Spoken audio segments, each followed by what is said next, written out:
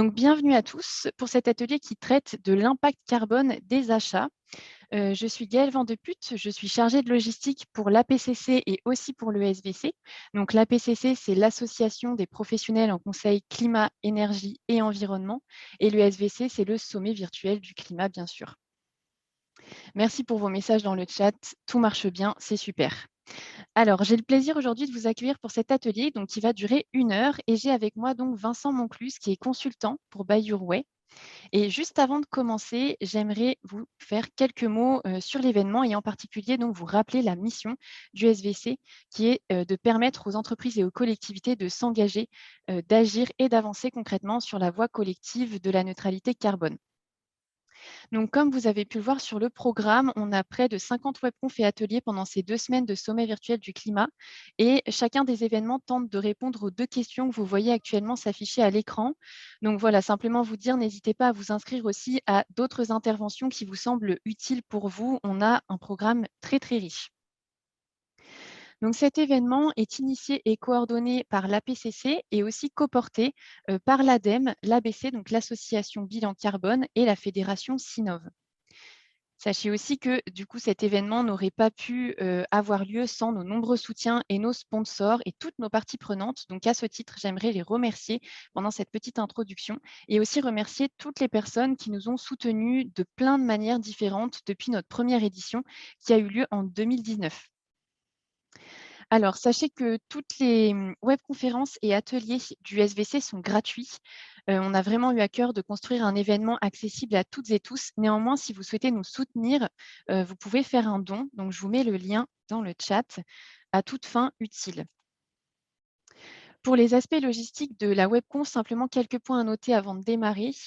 Donc, vous pouvez poser vos questions dans l'onglet questions-réponses tout au long de l'atelier. Et ensuite, c'est là que Vincent viendra les piocher pour vous répondre lors d'une session questions-réponses à la fin de l'atelier. Et si vous avez juste des commentaires ou des remarques, vous pouvez le faire dans l'onglet discussion.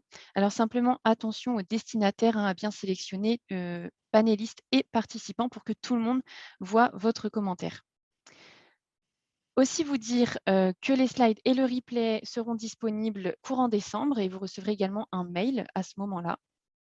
Donc voilà pour les précisions techniques. Dernière chose, si jamais on n'a pas le temps de traiter toutes les questions pendant l'atelier, sachez que vous pourrez recontacter Vincent via le module de prise de rendez-vous qui est sur sa page intervenant sur le site du SVC. Donc pareil, je vous mets le lien dans le chat et vous aurez aussi son mail dans le mail post-atelier que vous allez recevoir à 13 h, du coup juste après son intervention. Donc vous avez 2 possibilités pour le recontacter si besoin. Voilà, j'ai tout dit et donc je vous rends la parole. Vincent, c'est à vous. Merci, je vais partager mon écran et je vais commencer la présentation. Juste avant de commencer ma présentation, je vais rapidement me présenter.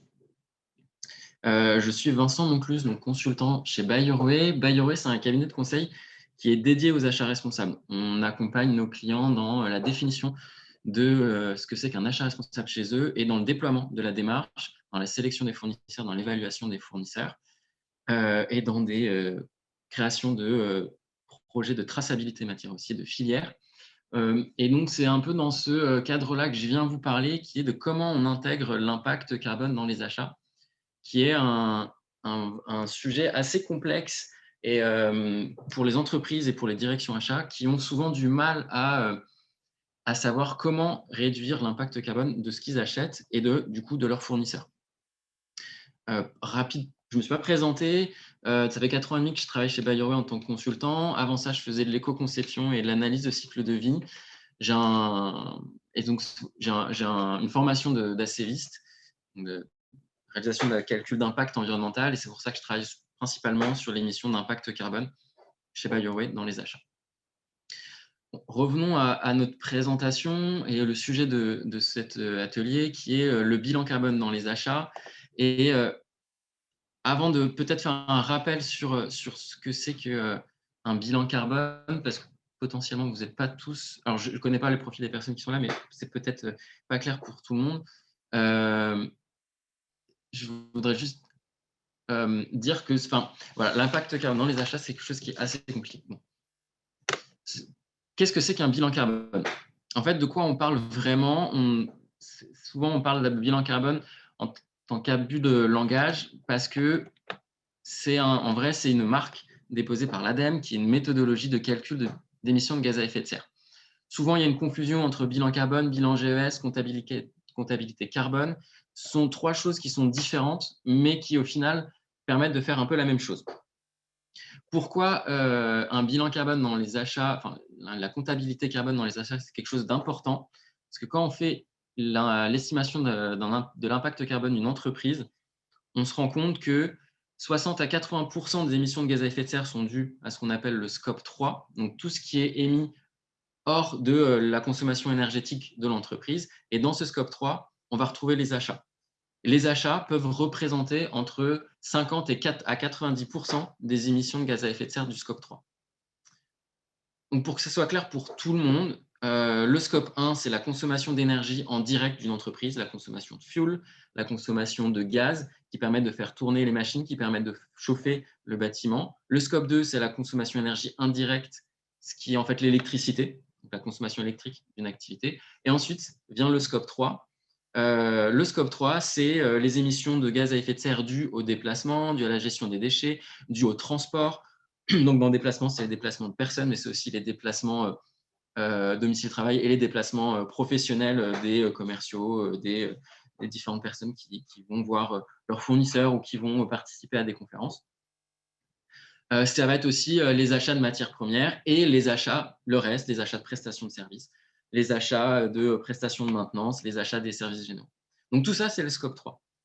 Souvent, les entreprises, quand elles font leur bilan carbone, elles s'attaquent au scope 1 et 2 en priorité, puis ensuite le scope 3, en intégrant les achats, en intégrant très souvent les déplacements, le transport et un peu moins souvent aussi l'impact du produit qui est produit par l'entreprise quand c'est le cas. On est un fabricant de stylos, on peut intégrer dans son bilan carbone l'impact de l'usage et de la fin de vie du stylo.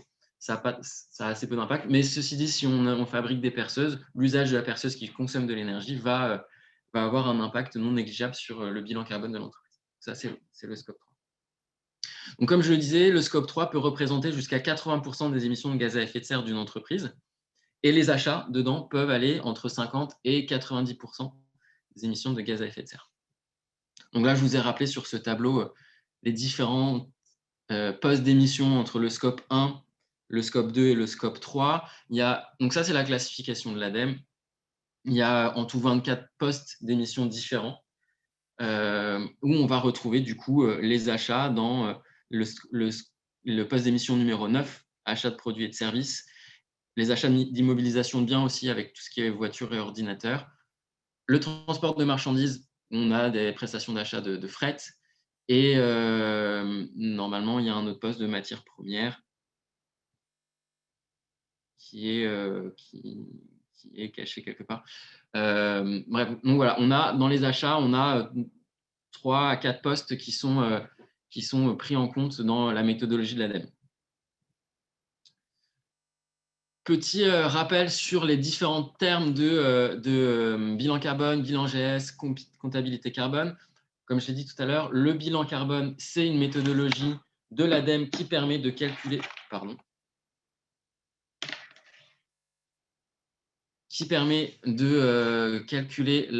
l'impact carbone d'une entreprise. C'est un outil, c'est une marque. Le bilan GES, c'est une exigence réglementaire. Donc, bilan GES, ça veut dire gaz à effet de serre. Le bilan GES, c'est une exigence réglementaire pour toutes les entreprises de plus de 500 salariés qui ont l'obligation d'estimer les émissions de gaz à effet de serre de leur scope 1 et 2, 3 s'ils le veulent, en option. Et ils peuvent utiliser la méthodologie du bilan carbone de l'ADEME. Ils peuvent utiliser une autre méthodologie aussi s'ils le veulent, tant elle répond à une norme. Il y a une autre exigence réglementaire qui est la DPEF, qui veut dire de la déclaration extra-financière, qui est obligatoire pour toutes les entreprises cotées en bourse avec un chiffre d'affaires supérieur à 40 millions d'euros par an et un bilan de 20 millions d'euros, et les non cotés qui ont un CA supérieur à 100 millions d'euros. Et donc, dans la DPEF, donc DPEF, c'est-à-dire déclaration publique extra-financière, ils ont l'obligation de faire une estimation de leurs émissions de gaz à effet de serre sur leur scope 1, 2 et 3. Ils peuvent utiliser la méthodologie du bilan carbone de l'ADEME, mais ils ne sont pas obligés non plus. et ils ont une obligation de diffuser un plan d'action pour réduire les émissions de gaz à effet de serre. Et ça, sur le scope 3 aussi. La DPF, c'est une obligation qu'il faut faire annuellement, et les bilans GES, c'est tous les 4 ans. Donc, il y a 2 réglementations qui obligent les entreprises à faire la comptabilité carbone, dont une qui l'oblige à intégrer les achats, alors que le bilan GES, non. La méthodologie du bilan carbone, qui est la plus connue et la plus utilisée en France, au même titre que la méthodologie du GHG Protocol, est une méthodologie qui sont basées sur une norme internationale qui est la norme ISO 14069, qui permet de réaliser un bilan des émissions de gaz à effet de serre. Ces 2 méthodologies permettent d'intégrer le scope 1, 2 et 3. Pour la petite histoire, sachez que la méthodologie de l'ADEME a été la première à sortir, et qu'ensuite, la méthodologie internationale du GHG Protocol s'est inspirée de la méthodologie de l'ADEME. Et la norme ISO 14069, qui est la norme internationale, s'est inspirée aussi de la méthodologie de l'ADEME. Donc, on est sur une méthodologie qui est assez française et qui fait foi d'un point de vue international. Qu'est-ce que c'est qu'en fait cette méthodologie de comptabilité carbone? C'est d'essayer de traduire des consommations de matière, des consommations d'énergie, des distances parcourues en émissions de gaz à effet de serre en équivalent CO2. Cette transformation se fait grâce à des facteurs d'émission. Chaque poste a son facteur d'émission, et en fait, il va permettre de faire une traduction d'impact en émissions de gaz à effet de serre. Donc, ce qu'il faut bien comprendre sur un bilan carbone, et c'est vrai sur toutes les autres méthodologies de comptabilité carbone, et c'est aussi le cas sur les méthodologies de comptabilité d'impact environnemental, on manipule des ordres de grandeur. Ce qui compte, ce n'est pas vraiment le résultat chiffré. Est-ce que c'est 26, est-ce que c'est 27 gigatonnes, est-ce que c'est 125 ou est-ce que c'est 145? C'est plutôt de savoir où sont nos principaux postes d'émission et quelles sont du coup les actions prioritaires qu'on doit mettre en place. On n'a jamais un résultat qui représente la réalité. Et c'est pour ça, entre autres, qu'un bilan carbone ne sert pas à se comparer avec d'autres entreprises. Et c'est vraiment un outil d'aide à la décision pour prioriser les actions qu'on doit mettre en place. Comment ça marche exactement comment ça marche exactement la méthodologie du bilan carbone? On va rentrer des données qui sont quantitatives dans un outil qui est en général une espèce de fichier Excel ou une plateforme Internet qui va faire le calcul de transformation de ces quantités via les facteurs d'émission en émissions de gaz à effet de serre, et l'unité de résultat est le kilogramme équivalent CO2. Pendant longtemps, on parlait aussi de kilogramme équivalent carbone, mais cette unité a tendance à disparaître. Donc voilà pour la partie introduction de la comptabilité carbone. Je voulais juste un peu clarifier cet interme entre la différence entre bilan carbone, bilan GES et comptabilité carbone. Le bilan GES, c'est une obligation réglementaire. Bilan carbone, c'est un outil de l'ADEME. Comptabilité carbone, c'est une méthodologie. Et le bilan carbone permet de faire la comptabilité carbone. Et le bilan GES demande à faire une comptabilité carbone, comptabilité des émissions de gaz à effet de serre de son activité. Maintenant, rentrons dans le vif du sujet de cet atelier, qui est comment intégrer la comptabilité carbone dans les achats. En fait, il y a une vraie problématique pour les acheteurs dans la manière de travailler sur le bilan carbone de leurs achats, parce que quand on fait un bilan carbone d'une entreprise, souvent les achats sont estimés, souvent les impacts carbone des achats sont estimés via des montants dépensés. Ça veut dire que pour faire cette transformation de quantité en émissions de gaz à effet de serre, on utilise des montants dépensés et pas vraiment des volumes achetés, des nombres de produits achetés ou des kilomètres de transport achetés. Donc, on traduit des euros en émissions de gaz à effet de serre. Cette méthodologie, qui est celle de l'ADEME et qui est aussi celle du GHG Protocol, en fait, n'est pas très pratique pour les acheteurs pour essayer de diminuer l'impact de ce qu'ils achètent, parce que la seule manière de diminuer les émissions de gaz à effet de serre de leurs achats, c'est d'acheter moins cher. Donc, soit d'acheter moins, ce qui peut être une piste d'amélioration et une piste intéressante pour diminuer l'impact carbone de l'entreprise, soit d'acheter vraiment moins cher et du coup de challenger les fournisseurs sur le prix, ou d'aller acheter plus loin dans d'autres pays où le coût serait moins cher. Et d'un point de vue pratique achat responsable, ce n'est pas trop ce qu'il y a à faire.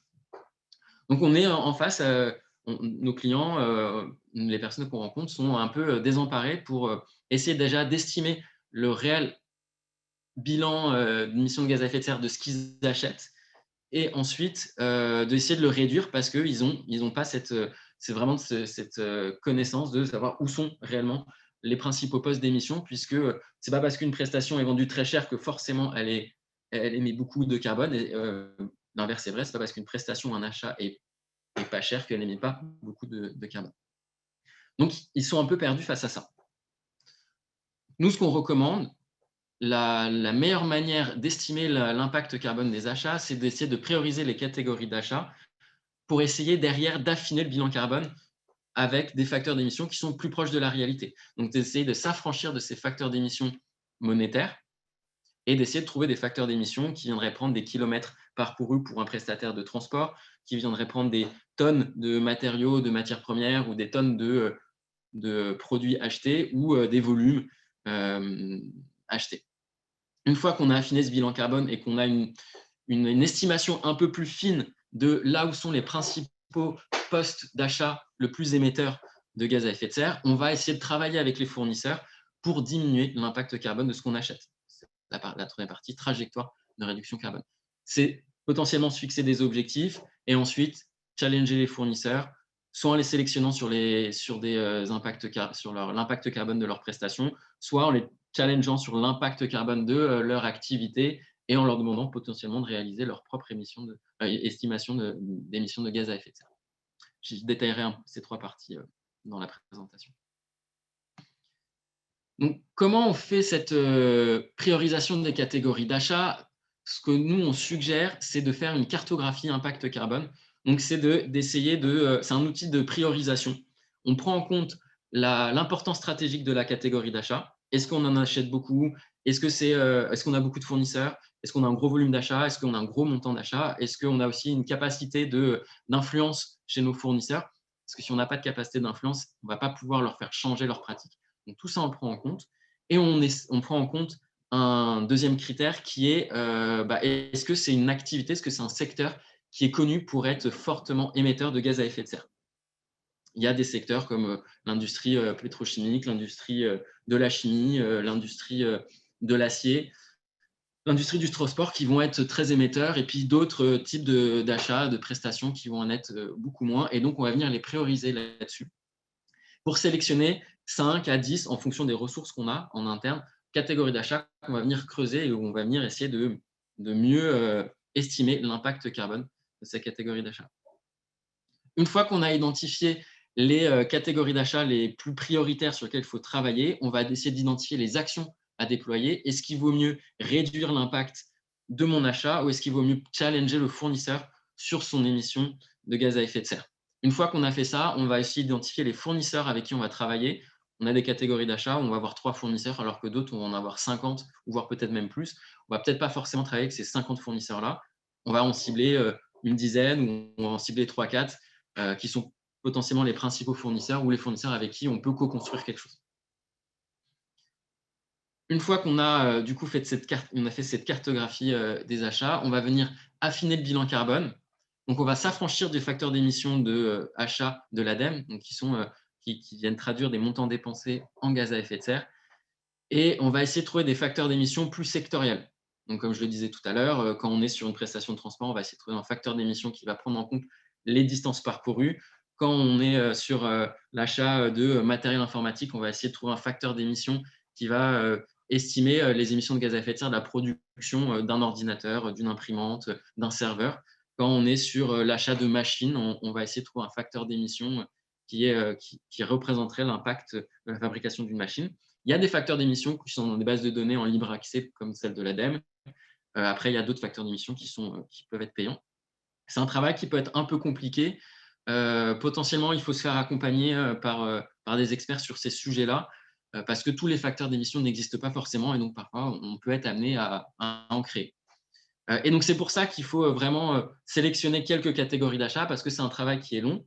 Et ensuite, ce qui va être long aussi, c'est d'aller chercher la donnée quantitative auprès des fournisseurs pour vraiment s'approcher au plus près du réel des émissions de gaz à effet de serre de nos achats. Je reprends mon exemple avec mon transporteur. On va venir poser la question au fournisseur quand on n'a pas l'information en interne, quels ont été les kilométrages qu'ils ont fait pour réaliser la prestation pour nous, d'où partaient leurs camions, où ils allaient, et d'essayer comme ça d'estimer cette donnée qualitative et quantitative. Pareil sur des machines achetées, d'essayer d'estimer les poids des machines ou le nombre de volumes. C'est des données qui peuvent prendre un peu de temps, qu'il faut creuser, qu'il faut aller chercher en interne avec les prescripteurs, avec les fournisseurs. Donc cette étape-là peut être un peu longue. Une fois qu'on a fait ça, il faut le comptabiliser dans un outil et ensuite obtenir un résultat qui peut servir d'ailleurs à être intégré dans le bilan carbone de l'entreprise pour affiner ce bilan carbone-là. Et d'ailleurs, cette étape est importante pour pouvoir aussi vérifier si on a bien diminué l'impact des émissions de gaz à effet de serre de nos achats. Une fois qu'on sait où sont nos principaux postes d'émissions carbone dans nos achats et qu'on connaît du coup les catégories d'achats à travailler en prioritaire et les fournisseurs à travailler en priorité, on va définir des axes de progrès. Il y a 2 catégories d'axes de progrès. Soit on définit des axes de diminution de l'impact carbone des achats, soit on va définir des KPI purement achats qui vont être le nombre de fournisseurs qui vont être challengés sur leur impact carbone, le nombre de fournisseurs qui vont être sélectionnés sur l'impact carbone de leurs prestations. Ces 2 axes progrès différents, il y en a un qui est plus vendeur, mais qui est beaucoup plus compliqué à réaliser, qui est le premier, qui est les axes de progrès sur une estimation de la réduction de l'impact carbone des achats. On a beaucoup d'entreprises qui ont envie de publier des estimations de réduction d'impact carbone dans leurs achats en disant à l'horizon 2030, on va diminuer de X% nos émissions de gaz à effet de serre. Mais ce X% est quand même très dur à estimer quand on ne maîtrise pas totalement la chaîne d'approvisionnement, quand on ne sait pas exactement qui sont nos fournisseurs, quels sont leurs process de fabrication, d'où ils viennent, d'où vient la matière première, quels sont les process de fabrication de la matière première. Donc, s'engager sur des axes d'amélioration chiffrés sur les émissions de gaz à effet de serre des achats est quelque chose d'assez risqué quand on ne maîtrise pas tout. Et c'est pour ça que nous, on préconise plutôt de se fixer des objectifs plutôt achats, qui est un nombre de fournisseurs qui va être challengé sur leur maturité carbone et sur leur impact carbone de leur activité, le nombre de fournisseurs qui vont être sélectionnés sur leur offre de prestations de produits, et cette sélection se fera sur l'impact carbone. Je détaillerai ces 2 points après. Et c'est beaucoup plus facile à piloter aussi, et derrière, ça n'empêche pas d'estimer les réductions qu'on a obtenues, et en 2030 publié en disant grâce à l'activité de nos acheteurs, on a réussi à diminuer de X% les émissions de gaz à effet de serre dues à nos achats. Donc voilà pour l'axe de progrès. Une fois qu'on a défini cet axe de progrès, on va définir les actions prioritaires qui sont les fournisseurs qu'on va challenger sur leurs émissions de gaz à effet de serre, et on va évaluer leur maturité sur les enjeux climatiques, et on va définir les catégories d'achat où on va venir sélectionner les fournisseurs sur l'impact carbone de leurs solutions, de leurs prestations, de produits qui vendent via la méthodologie de l'ACV. Donc l'ACV, ça veut dire analyse de cycle de vie. Comment on évalue la maturité du fournisseur? Comme je l'ai dit tout à l'heure, un bilan carbone manipule des ordres de grandeur, et donc elle n'a pas pour but d'être comparée. Et donc, comparer le bilan carbone entre 2 fournisseurs pour savoir lequel est le meilleur n'a pas lieu d'être, parce que ce n'est pas dit qu'ils ont utilisé la même méthodologie. Peut-être qu'un des fournisseurs a fait son bilan carbone uniquement sur le scope 1 et 2, et l'autre a fait sur le scope 3, enfin 1, 2 et 3, et donc du coup, forcément, son impact carbone est bien supérieur. Et même si on a tous nos fournisseurs qui vont faire leur bilan carbone sur leur scope 3, peut-être que certains n'ont pas intégré la totalité des postes d'émissions du scope 3, alors qu'un autre va le faire. Il va intégrer les émissions dues aux produits qu'il propose, alors que l'autre non. Et donc, forcément, ils vont avoir des résultats complètement différents. Et un va être privilégié parce qu'il a un résultat meilleur. Or, il n'a pas intégré tous les postes d'émission. Et donc, potentiellement, il est moins bon dans l'ensemble qu'un autre fournisseur. Donc, c'est pour ça que comparer les bilans carbone, le résultat des bilans carbone, ce n'est pas quelque chose de pertinent. Il est plus intéressant de comparer les actions qui ont été prises en compte par les fournisseurs par rapport à leur bilan carbone, et de comparer les postes d'émission qui ont été sélectionnés pour réaliser le bilan carbone. c'est-à-dire de plutôt encourager les fournisseurs et de sélectionner les fournisseurs qui ont intégré le scope 3 et qui ont intégré le plus de postes dans le scope 3, ça veut dire qu'ils font preuve de plus grande maturité qu'un fournisseur qui a juste intégré le scope 1 et 2. Et si en plus, il le fait parce qu'il est soumis à la réglementation et qu'il doit faire un bilan GES, ça ne prouve pas une grande maturité sur le sujet. Donc, ce qui est plus pertinent, c'est de comparer les scopes qui ont été intégrés pour réaliser le bilan carbone et enfin de regarder la pertinence des plans d'action. Est-ce que c'est pertinent par rapport au poste d'émission? C'est-à-dire que si on a un fournisseur qui montre dans son bilan carbone que son principal poste d'émission, c'est le transport de la matière première et sa consommation de fuel due au chauffage de ces locaux, et que les actions qu'ils mettent en place, c'est sur le tri du déchet et de sensibiliser les collaborateurs à éteindre la lumière dans les locaux, ils se trompent complètement d'action parce qu'ils ne travaillent pas sur les principaux postes d'émission. Donc vraiment, ce qui est important là, c'est de voir si les postes d'action correspondent aux principaux postes d'émission. Alors, ce n'est pas forcément quelque chose qui est facile pour un acheteur, pardon, parce qu'il n'a pas forcément la maturité de bien comprendre la pertinence d'un poste d'action. Donc, il y a peut-être un petit travail de sensibilisation et de formation auprès des acheteurs, ou alors de créer une task force en interne où il y aurait un responsable développement durable, un responsable RSE, un responsable HSE aussi potentiellement, et les acheteurs pour évaluer les réponses des fournisseurs.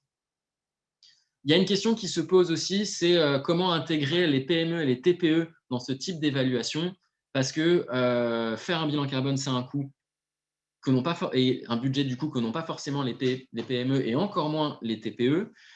Et même s'ils ont pu réaliser un bilan carbone, ils n'ont pas forcément les moyens derrière de pouvoir mettre des actions qui sont vraiment très, très pertinentes, qui vont pouvoir drastiquement réduire l'impact carbone de leur activité. Mais ce n'est pas pour autant qu'ils ne sont pas matures. Et donc, voilà, on voit l'évaluation de la maturité fournisseur est quelque chose qui n'est pas toujours évident à piloter, mais qu'on peut quand même utiliser et privilégier pour certaines catégories d'achat, surtout quand on sait qu'on est sur une catégorie d'achat où on a en face des grands groupes, des grosses entreprises qui ont la capacité de faire des bilans carbone. L'intérêt de cet outil-là, d'évaluer la maturité des fournisseurs sur leur bilan carbone et de leur demander leur bilan carbone, c'est de potentiellement réintégrer leur bilan carbone à votre propre bilan carbone, donc d'intégrer leurs résultats à vos propres résultats d'émissions de gaz à effet de serre. Et il y a pas mal de plateformes qui proposent ce genre de solutions, notamment Ecovadis qui vient de sortir un module assez récemment, et d'autres plateformes qui proposent du coup d'estimer l'impact, de demander le bilan carbone de vos fournisseurs et via des calculs, via une plateforme, le réintégrer à votre propre bilan carbone. Ça, c'est quelque chose qui peut être quand même assez intéressant pour vérifier et affiner votre propre bilan carbone. La deuxième solution, le deuxième outil, qui est la sélection fournisseur, c'est d'intégrer l'enjeu impact carbone dans la sélection fournisseur. Donc, c'est lors de la rédaction du cahier des charges, lors de la rédaction de l'appel d'offres, de challenger le fournisseur sur ces émissions carbone de leur solution et pas du tout de leur activité, du coup, uniquement de ce qu'ils proposent, leur prestation ou du produit qu'ils proposent. Il y a 3 manières de faire. Soit avoir recours à un éco-profil. Il y a certaines catégories d'achat, certains secteurs où c'est possible, on y reviendra après. Soit d'évaluer le fournisseur à sa capacité à faire de l'ACV ou du coup de calculer l'impact carbone de sa solution. Mais là, on est plutôt sur une évaluation de moyens. On n'a pas forcément de résultats chiffrés. Et enfin, la troisième solution, c'est d'avoir une clause carbone dans l'appel d'offres avec des critères de solution. Et là, on vient imposer une méthodologie de calcul à chacun des fournisseurs. Et on compare là, pour le coup, on va pouvoir comparer les résultats parce qu'on impose la même méthodologie à chacun des fournisseurs. Je vais rentrer dans le détail de ces trois points. Qu'est-ce que c'est que les écoprofils? Il en existe 3 différents, les FDES, le PEP et EPD. Ces écoprofils sont c'est un peu des fiches d'identité d'impact environnemental pour les produits. Elles sont basées sur la méthodologie de l'ACV. Donc, ACV, ça veut dire analyse de cycle de vie, où on vient calculer l'impact carbone, mais aussi d'autres impacts, l'impact environnemental d'un produit. Les FDES, c'est pensé pour les produits et matériaux de la construction et c'est beaucoup utilisé dans l'ACV des bâtiments et dans l'obtention de labels et de certifications telles que HQE et QEB et d'autres labels dans le bâtiment. On demande aux fournisseurs de fournir les FDES pour les intégrer ensuite dans le calcul environnemental de l'impact d'un bâtiment. Le PEP, c'est exactement la même chose, c'est pour le bâtiment, mais c'est pensé pour les produits électriques et électroniques, type tout ce qui est ventilation et chauffage et climatisation. Et c'est pareil, c'est utilisé dans la qualité environnementale des bâtiments, dans la certification HQE. Et enfin, on a les EPD, qui est pensé pour toutes les industries. Et donc là, chaque entreprise peut réaliser leur EPD, donc ça veut dire Environmental Product Description. Et via la méthodologie de l'ACV, on peut du coup estimer l'impact environnemental et donc l'impact carbone de son produit. Et ensuite, cette fiche, cet éco-profil, va se retrouver sur un site internet qu'on peut consulter. Le problème, c'est que c'est quelque chose qui est assez compliqué à mettre en place. Ça demande beaucoup de moyens. Ça demande aussi beaucoup d'argent aussi de le faire. Et donc, on a assez peu d'entreprises qui font leur propre EPD. Autant dans le bâtiment, au niveau des FDES et des PEP, c'est assez courant parce que pour pouvoir être sélectionné et pouvoir travailler avec dans la construction, on est obligé de faire ces éco-profils-là. Autant dans les autres secteurs industriels, on n'a pas cette obligation. Donc, on a assez peu de produits qui ont leur éco-profil. Mais en tant qu'acheteur, on peut quand même soit aller consulter la base de données de EPD pour vérifier l'impact carbone de la solution d'un de nos fournisseurs, soit leur demander de le faire et ensuite de publier leur éco-profil. Je vous ai mis ici un résultat d'éco-profil. Comme vous pouvez le voir, ce n'est pas forcément quelque chose qui est facilement analysable et compréhensible, surtout pour quelqu'un qui n'est pas un ingénieur de l'ACV. Donc, on a différents types d'impacts, dont le réchauffement climatique avec les émissions de gaz à effet de serre, qui est la première ligne, mais on a d'autres impacts, épuisement des ressources, eutrophisation et acidification des sols, qui sont des pollutions des eaux et pollution des sols. Création de déchets dangereux, par exemple, en bas. Donc ça, c'est un éco-profil et on voit que là, sur le produit qui a été estimé, enfin qui a été travaillé, on a des émissions qui sont de 33,36 fois 10 puissance moins 2 kg de CO2 sur le produit. En soi, ça ne veut rien dire, mais ça permet, quand on a 4 fournisseurs qui nous envoient leur éco-profil, ça nous permet de comparer ce résultat et de savoir quel est le produit qui a l'impact carbone le plus faible. Mais voilà, encore une fois, pour un acheteur, ce n'est pas forcément quelque chose de facile à interpréter. Et donc, souvent, nous, on conseille à l'acheteur de se faire aider par un responsable environnement, par un responsable développement durable pour analyser ces documents-là. Donc, l'avantage, c'est qu'on a une information claire et précise parce qu'on a un vrai résultat avec une unité, donc on peut comparer. Les éco-profils sont basés sur une méthode normée en France, mais il y a aussi une norme internationale. En France, c'est la AEN 15804, la norme internationale, je n'ai plus le chiffre en tête, mais ce sont des méthodes normées. Elle permet l'évaluation de la performance environnementale des produits. Et donc, on a un chiffre qui est comparable. Et ce qu'il faut savoir aussi, c'est que les éco-profils sont analysés et vérifiés par une tierce partie. Donc, ce n'est pas le fournisseur tout seul qui a fait son calcul et qui donne son chiffre. Il y a quelqu'un qui est venu auditer la méthodologie et les résultats pour les valider. Donc, on a un résultat qui est fiable. Les inconvénients, c'est que sur les EPD, il y a assez peu de secteurs et de filières qui le font et qui sont matures. Et on a quand même un biais, notamment sur les hypothèses de fin de vie, à des hypothèses qui peuvent être faites. Et entre les différents fournisseurs, on peut avoir des hypothèses différentes et donc derrière des résultats qui sont différents et qui pourraient biaiser la comparaison. La deuxième manière de comparer ces fournisseurs et de les sélectionner, c'est de les évaluer sur leur capacité à réaliser un calcul d'impact carbone de leurs produits sans pour autant regarder les résultats. Cette méthodologie, elle est intéressante si on ne veut pas se s'obliger à créer une méthodologie avec les facteurs d'émission et imposer ses fournisseurs à utiliser sa propre méthodologie. Donc, ce qu'on demande, c'est juste, elle est très souvent utilisée dans les achats publics. Ce qu'on demande juste, c'est aux fournisseurs de réaliser la CV de leurs produits et de communiquer leur méthodologie, les facteurs d'émission qu'ils ont utilisés, leurs hypothèses et leurs résultats. Mais on vient juste évaluer la méthodologie en elle-même, mais pas le résultat final. On va quand même vérifier la cohérence des résultats entre les fournisseurs. S'il y a des facteurs 10 ou 100 dans les résultats, on peut se dire qu'il y en a un des deux qui a mal fait son travail. Mais à aucun moment, on va se dire, lui, il avance 26 tonnes d'émissions de gaz à effet de serre sur le produit qu'il propose de vendre. L'autre, il nous avance 32. On va privilégier celui qui est 32 parce que son impact, on va privilégier celui qui est 26 parce que son impact est plus faible.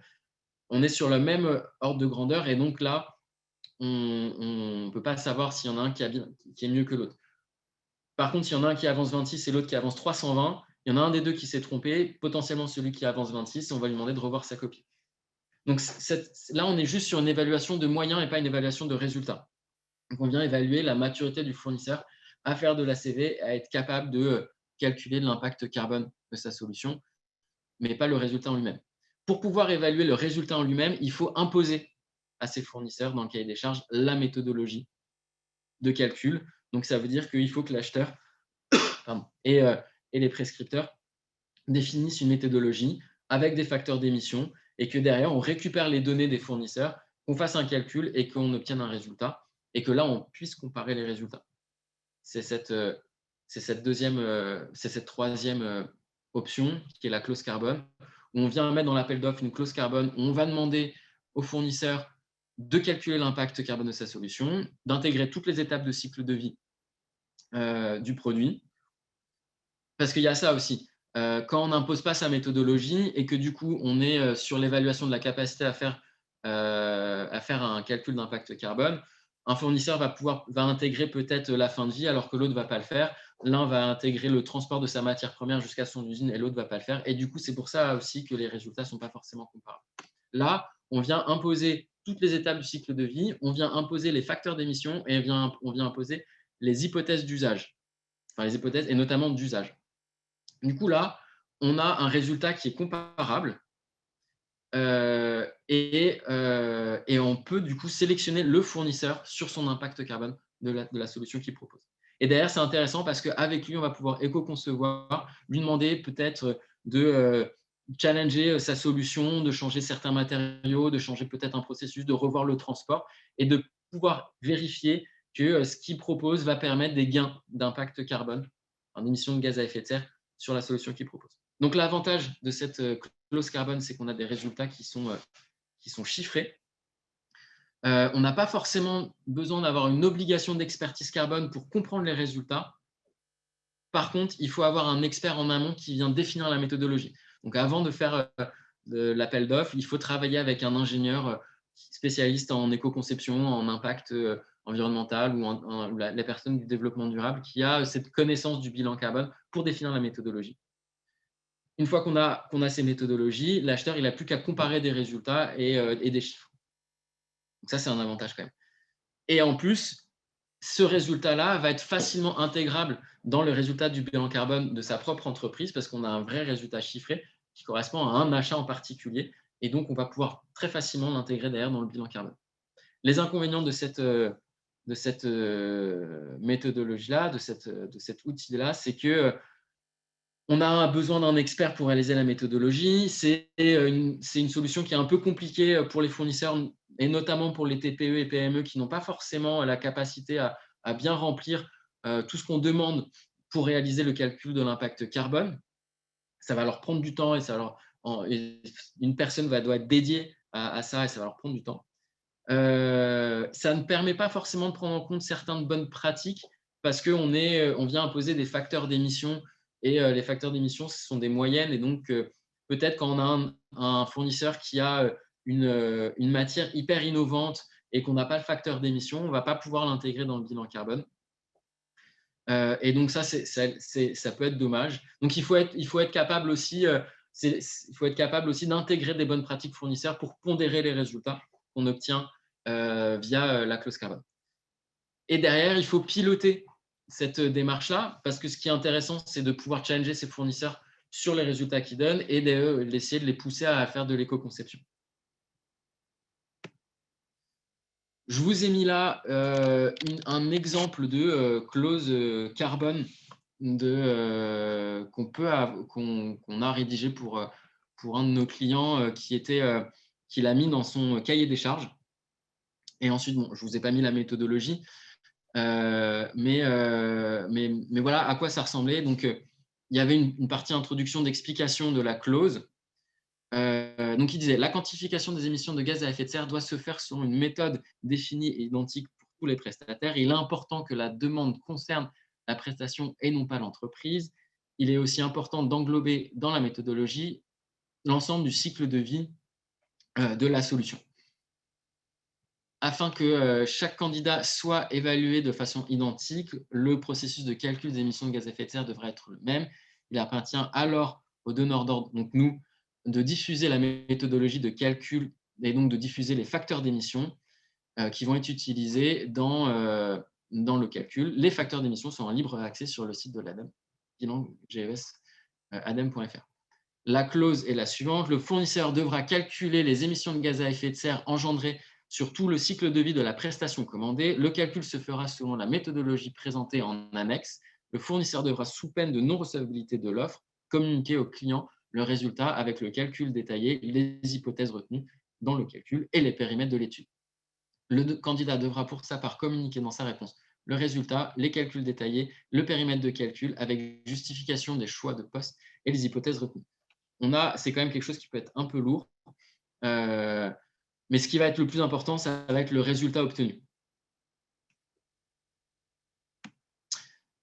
Voilà, je n'ai pas pensé à faire une slide de conclusion, mais voilà les 3 outils qui permettent d'intégrer l'impact carbone dans les achats, qui est soit l'évaluation du fournisseur sur sa capacité à faire un bilan carbone et sur le plan d'action qu'il propose pour réduire l'impact carbone de son activité, soit de sélectionner ses fournisseurs au moment de l'appel d'offres sur 3 sujets différents, soit sur sa capacité à faire de l'éco-conception et du coup d'estimer l'impact carbone de sa solution, mais là on est sur une évaluation de moyens, ou alors d'évaluer le fournisseur sur le produit en lui-même, et donc soit en lui demandant de réaliser un éco-profil ou d'aller vérifier sur la base de données d'éco-profil si sa solution y est, ou alors en imposant une méthodologie qui est à développer en interne, qui prend un peu plus de temps, mais qui est la manière la plus aboutie pour pouvoir ensuite le mieux sélectionner son fournisseur et travailler avec lui pour réduire l'impact carbone de la solution. Il est 45, j'avais prévu par les 45 minutes et du coup ensuite prendre vos questions pendant le quart d'heure qui est resté. J'ai vu qu'il y en avait quelques-unes, donc je vais les prendre dans l'ordre. Donc il y a la première, c'est Pauline Gabrielagas qui me pose la question. Donc, je vais vous les lire et je vais y répondre en direct. Donc là, la question est: j'ai remarqué que certaines entreprises excluaient le poste des achats dans la réalisation des bilans carbone. Est-ce normal? De plus, en tant que société d'ingénierie, nous faisons appel à beaucoup de partenaires et nous n'avons pas de facteur d'émission équivalent pour l'ADEME. Comment faire? Donc oui, il y a beaucoup d'entreprises qui excluent le poste des achats. Pourquoi? Parce que justement, on a ce facteur d'émission monétaire qui est assez loin de la réalité. Donc, ils préfèrent l'exclure parce que derrière, ils ne savent pas comment interpréter les résultats et avoir des actions dessus. Donc, autant ne pas l'intégrer dans le bilan carbone puisque de toute façon, ils pensent ne pas pouvoir travailler dessus. Parce qu'encore une fois, un bilan carbone, c'est un outil d'aide à la décision. Et donc, si on sait qu'on ne va pas pouvoir travailler dessus, on peut potentiellement se dire « je ne vais pas l'intégrer dans mon bilan carbone ». D'autres ne l'intègrent pas parce qu'ils font leur bilan carbone uniquement sur les scopes 1 et 2, et puis parfois sur quelques étapes du scope 3, mais parce qu'on ne les oblige pas à le faire, et donc ils n'intègrent pas les achats. Pour répondre à la deuxième partie de la question, vous êtes une société d'ingénierie, vous faites appel à beaucoup de partenaires, et donc j'imagine proposent des solutions bien différentes, et vous n'avez pas de facteur d'émission équivalent dans l'ADEME, et donc vous ne savez pas comment du coup calculer l'impact de ce qu'ils proposent. Effectivement, c'est quelque chose d'assez compliqué. Nous, ce qu'on fait, c'est on va se rapprocher aux matériaux des produits achetés. Et c'est à partir des matériaux, donc ça va être une estimation assez moyenne de l'impact. Quand on sait qu'un achat est composé de 20%, donc une machine par exemple, est composée à 60% d'acier, à 20% de plastique, et le reste, c'est des circuits électroniques, on va aller chercher les facteurs d'émission des matériaux, et ensuite, on va estimer du coup le facteur d'émission de la solution proposée pour calculer l'impact carbone de cet achat-là. On fait ça pour les principaux achats qu'on estime comme prioritaires, et on va affiner le facteur d'émission pour les catégories d'achats, pour les achats les plus impactants, et on va se rapprocher du fournisseur pour vraiment essayer de co-travailler avec lui pour essayer de définir un facteur d'émission plus proche de la réalité. En fait, vraiment, cette méthodologie-là, elle est itérative. Ça veut dire qu'on va essayer toujours de travailler d'abord sur de la grosse maille et affiner à chaque fois qu'on considère que le poste est important. Voilà pour la première question. La deuxième question qui est posée par Pauline Galland. Bonjour, peut-on utiliser les audits environnementaux pour évaluer la maturité du fournisseur et les comparer? Alors, les audits environnementaux, je ne sais pas à quoi vous faites référence, mais si vous faites référence à des audits où un auditeur est allé sur place, ou un audit interne est allé sur place pour vérifier les process et que la gestion des déchets est bien respectée, que la gestion des effluents est bien respectée, que la gestion des émissions de polluants sont aussi bien respectées. C'est une bonne manière pour évaluer la maturité des fournisseurs de manière générale, mais sur l'impact carbone, non, ce n'est pas suffisant. Donc, pour moi, il faut vraiment les challenger sur la comptabilité carbone pour les évaluer sur leur maturité en termes d'émissions de gaz à effet de serre. Il y a une question suivante qui était de Eric. Alors je suis désolé si j'écorche votre nom. Chrétiano. Bonjour, si on se limite par exemple au kilomètre parcouru ou à l'impact des fabrications d'un produit ou d'un groupe de produits, est-ce qu'on ne se prive pas d'un axe de progrès lié aux émissions de gaz à effet de serre de fonction support du fournisseur? Alors oui, et d'ailleurs, on va aussi se priver d'axes de progrès sur toute la partie logistique, la partie emballage. Je suis d'accord avec vous. C'est pour ça que, en fait, ça va être beaucoup au cas par cas. Il y a peut-être certaines catégories d'achat. On ne va pas forcément travailler sur le produit en lui-même, mais on va plutôt essayer d'estimer la partie transport et donc logistique, et donc essayer de travailler là-dessus parce qu'on se dit que c'est vraiment la partie logistique qui va avoir plus d'impact et on a une meilleure manœuvre que sur le produit. Un exemple, on travaille avec un de nos clients dans un secteur bien particulier où il a médical, où il a des achats de médicaments, des achats de produits assez techniques. On ne va pas s'amuser à calculer l'impact carbone des médicaments ou des produits qui permettent de faire des soins médicaux parce qu'il y a trop d'enjeux point de vue santé-sécurité des patients. Donc, on va plutôt travailler sur la chaîne de logistique et sur l'emballage. Donc, le côté produit, on va le mettre de côté. C'est des choses qu'il faut discuter aussi en amont quand on va sélectionner les catégories d'achat. Une autre question de Monsieur Servant. Par achat, vous semblez traiter surtout les achats de fournitures.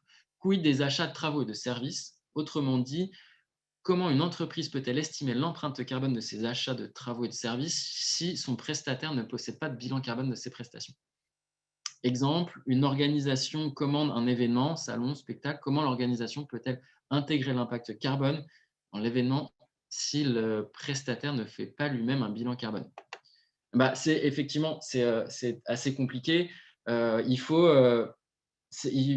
challenger son fournisseur pour qu'il réalise l'impact carbone de sa solution, donc de l'événement.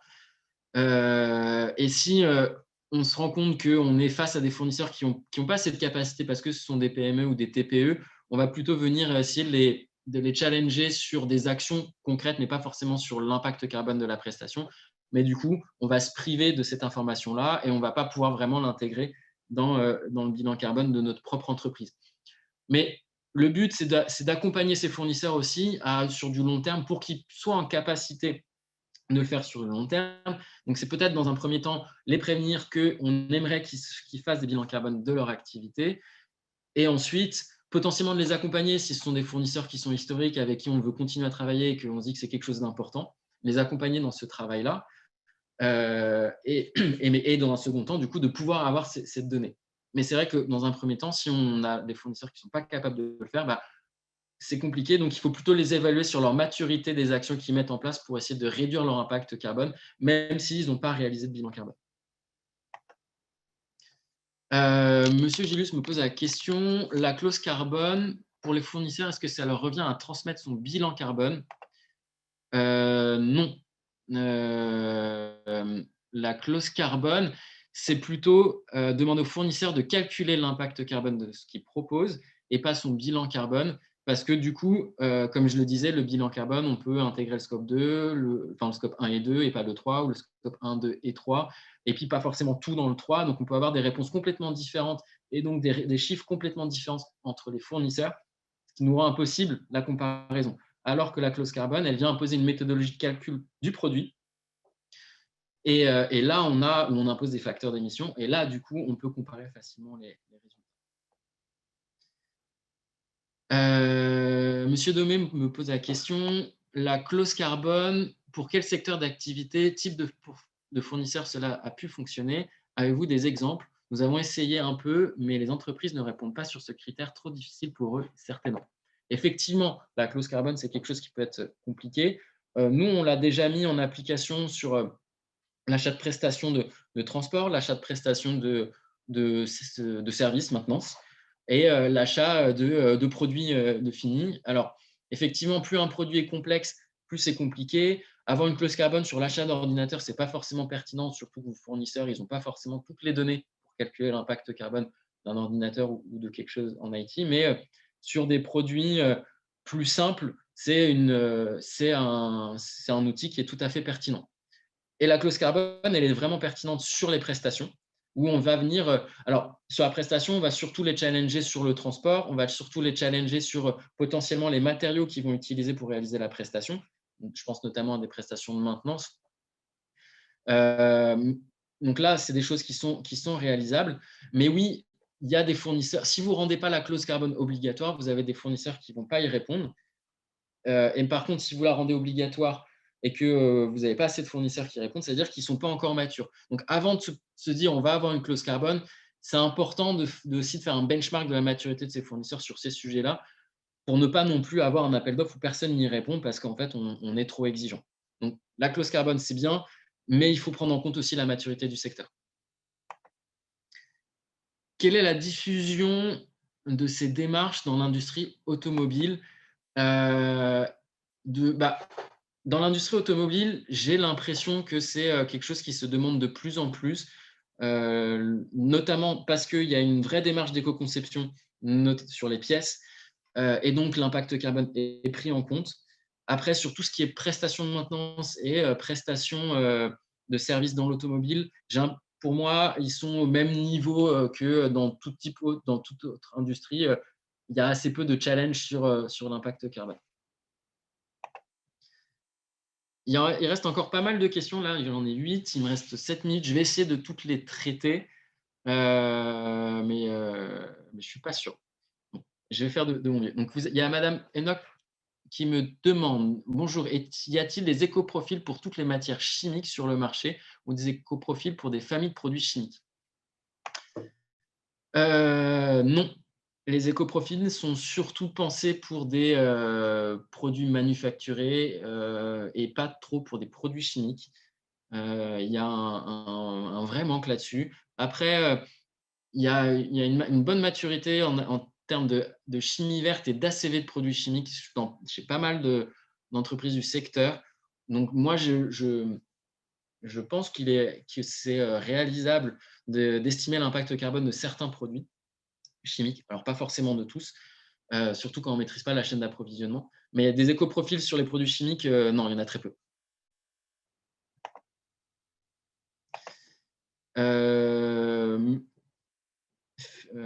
La question qui suit, c'est même si la méthodologie de calcul de l'empreinte carbone de fournisseur n'est pas la même que la mienne, dois-je la prendre? Alors, tout dépend ce que vous voulez en faire. Si c'est dans le cadre d'une clause carbone et que vous imposez une méthodologie carbone, la réponse va être non, plutôt non, parce que si vous êtes embêté à créer une méthodologie avec des facteurs d'émission, c'est pour justement pouvoir les comparer et que si votre fournisseur utilise une autre méthodologie, bah, vous ne pouvez pas comparer sa solution à celle des autres. Par contre, si vous voulez juste challenger vos fournisseurs sur leur maturité dans la capacité de réaliser l'empreinte carbone, eh ben oui, là, vous allez pouvoir prendre en compte ce qu'ils proposent et leur solution.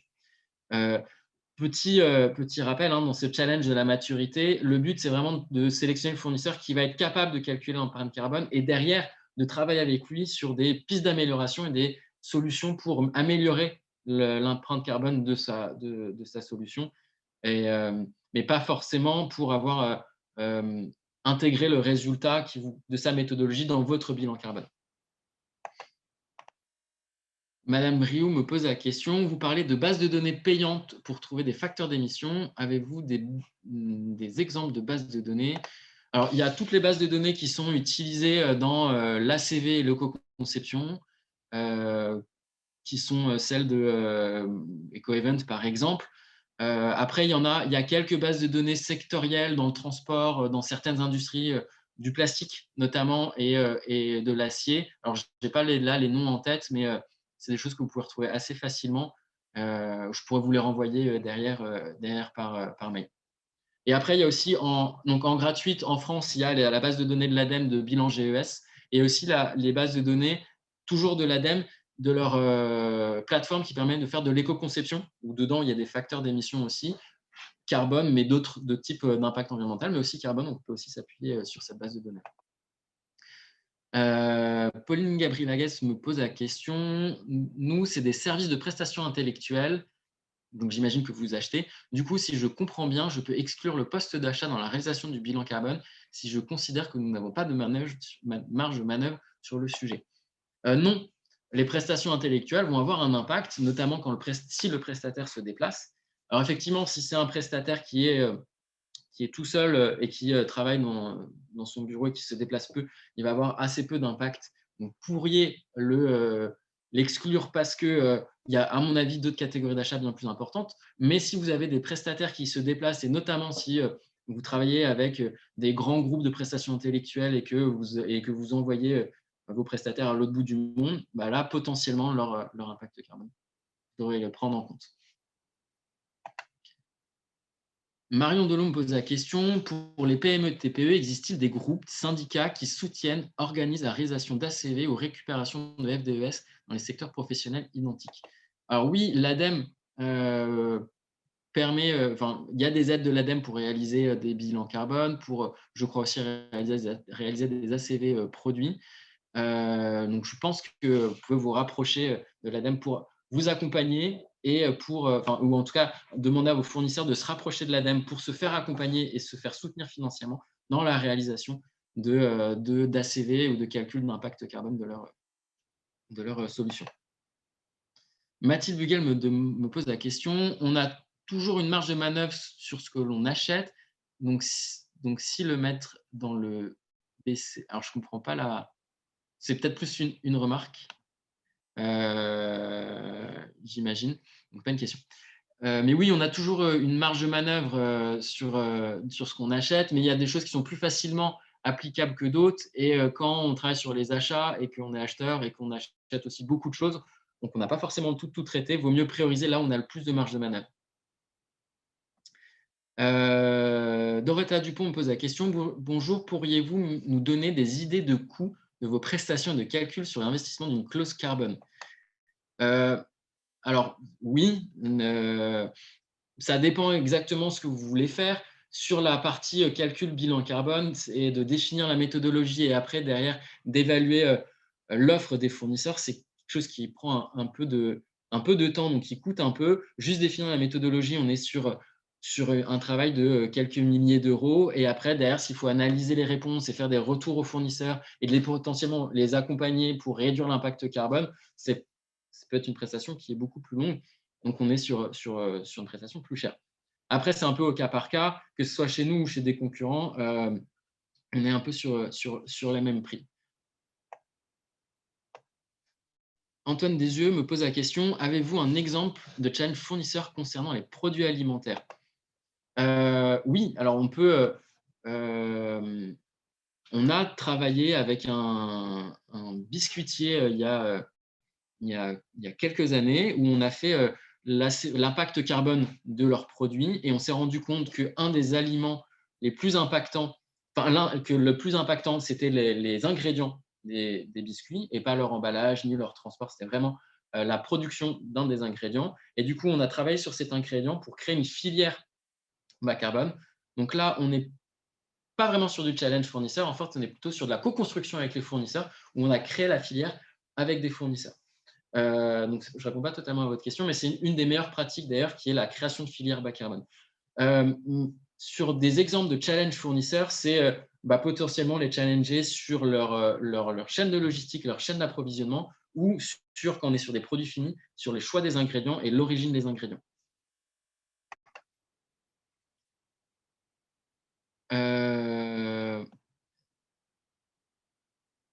La dernière question d'Elisabeth Enoch, quels sont les prestataires sur le marché qui accompagnent dans la démarche calcul de bilan carbone? Alors, il y en a plein. Alors, si c'est juste sur le bilan carbone, il y en a plein, notamment l'évolution qui est en partenariat sur le salon. Il y a plein d'entreprises qui accompagnent les entreprises à la réalisation du bilan carbone. Il existe aussi des plateformes digitales qui permettent de le faire. Et ça, c'est plutôt intéressant pour les PME qui n'ont pas forcément le moyen de payer une prestation intellectuelle pour le faire. Il y a des plateformes qui vont pouvoir estimer l'impact carbone de l'activité. Ce sera toujours moins fiable et moins bien, et avec des résultats qui sont moins précis qu'un accompagnement par un cabinet de conseil, mais ça permet quand même d'avoir une ordre de grandeur de l'impact carbone de son fournisseur. Comme je vous le disais, Covadis propose une solution, mais il y en a bien d'autres. Global Compact Initiative, par exemple, et puis d'autres solutions qui proposent de le faire avec des prix plus ou moins forts en fonction de la structure, quand on est une PME, une TPE. Et ça, c'est assez intéressant aussi quand on est face à… Ça permet de répondre à une des questions tout à l'heure sur les PME, TPE.